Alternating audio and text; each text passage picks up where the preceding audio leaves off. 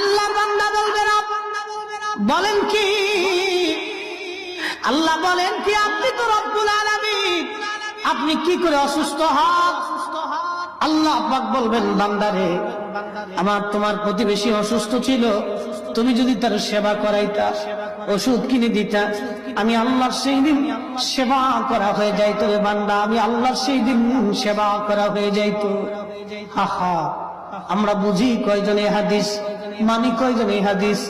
আল্লাহর নবী বলতেন, উম্মত, প্রত্যেকদিন তুমি খাবারের ঝোল বাড়িয়ে দিবে, এজন্যই তুমি ঝোল বাড়াইবা, কারণ ঝোল বাড়ানোর কারণে তোমার তরকারি থেকে তোমার প্রতিবেশীকে তরকারি তুমি দেবা, তরকারি যদি দাও তোমার খাবারের সাথে সে অন্তর্ভুক্ত হবে, তোমার খাবার থেকে সে অন্তর্ভুক্ত হওয়ার কারণে আল্লাহ পাকের নবীর একটা সুন্নত আদায় হয়ে যাবে। আল্লাহ নবীর দরবারে একজন সাহাবী এক পেয়ালা দুধ নিয়ে আসছে, দুধ, সারাদিন পরে এক পেয়ালা দুধ আনছে, দুধ এনে বললেন, হুজুর আপনি দুধখানা কবুল করে নেন। আল্লাহ নবী দুধখানা হাতে নিয়ে, দুধের পেয়ালা হাতে নিয়ে বললেন, আবু হুরায়রা, লাব্বাইক ইয়া রাসূলুল্লাহ, আমি মিশকাতের কিতাবুল আদাবের মধ্যে হাদিসখানা পড়েছিলাম, ইয়া রাসূলুল্লাহ, আবু হুরায়রা, এই এক পেয়ালা দুধ তুমি সাহাবীদের মধ্যে বন্টন করে দাও। আল্লাহ নবী সাহাবী ছিলেন তখন আহলে সাফা সাহাবী, 80 জন সাহাবী। আমার দোস্ত জানে, ওই আহলে সুফা সাহাবীরা মসজিদে নববীর পূর্ব পাশে, আল্লাহর হাবিবের রওজা মুবারকের পূর্ব পাশে, বাবা জিবরাইলের ডান পাশে আহলে সুফা সাহাবীরা ঘুমাইতেন, ওইখানে সাহাবীরা থাকতেন।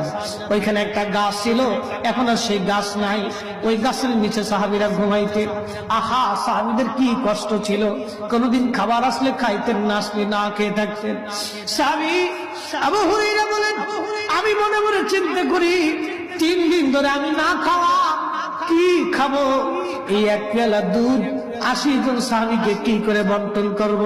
আমি বললাম, ইয়া রাসূলুল্লাহ, দুধের পেয়ালা তো মাত্র একটা, মানুষ আমরা 80 জন, হুজুর কি করে বন্টন করব?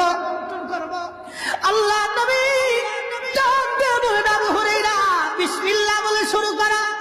আমি 80 জন সাহাবীকে বিসমিল্লাহ বলে দিতে দিতে দিতে দিতে 80 জন সাহাবী পেট ভরে খাইলেন। নবীজি নিজে বললেন, আমাকেও দাও। আল্লাহ নবী নিজেও বিসমিল্লাহ বলে পান করলেন। বাকি পেয়ালার ভিতরে যা ছিল, নবী বললেন, আবু হুরায়রা, সব তোমার। আমিও বিসমিল্লাহ বলে চুমুক ফেললাম, সব দুধ আমি গিলে খেয়ে ফেললাম। এরপরে পেয়ালার মধ্যে তাকায় দেখি, দুধ যা ছিল তাই আছে, একটু কমেও নাই, বাড়েও না।